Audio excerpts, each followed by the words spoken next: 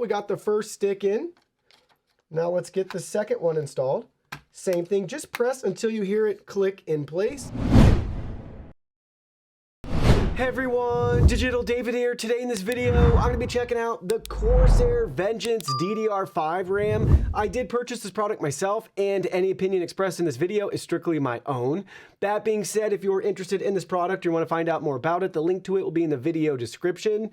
You can see the nice retail box and packaging right here walking us through some of the key features. So with DDR5, you can see we have some insane speeds, 5200 megahertz. We also have two 16 gigabyte sticks, bringing our total to 32 gigabytes of RAM. Now let's go ahead, let's open it up and look at the contents. Here are all the contents. First up, you can see with our safety information, followed by our two identical sticks of DDR5.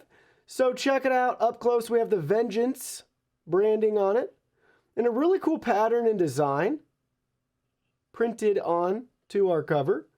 And with the Corsair logo and branding up top. Now we can look at it from the back side. Check that out. Looks pretty cool. And again, both of these are identical to each other. Now let's go ahead, let's get them installed. So we'll be installing our Corsair Vengeance DDR5 RAM in our MSI Z690 Force Wi-Fi gaming motherboard that you can see right here. This is a beautiful board that has DDR5 support. So go ahead, make sure you have the correct slots on your board and get the RAM installed. Keep in mind, it's only gonna fit one way, so don't try to force it if you're having trouble. It should just gently slide right in and make sure that you have everything properly installed. But there we go, we got the first stick in. Now let's get the second one installed.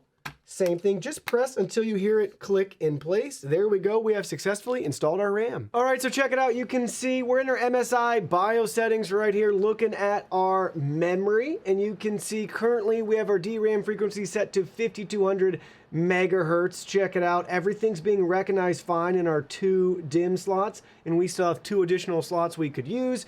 The RAM is nice and cool too. You can see coming in at 24 and 25 degrees Celsius, and you can see our XMP Profile 1 right here.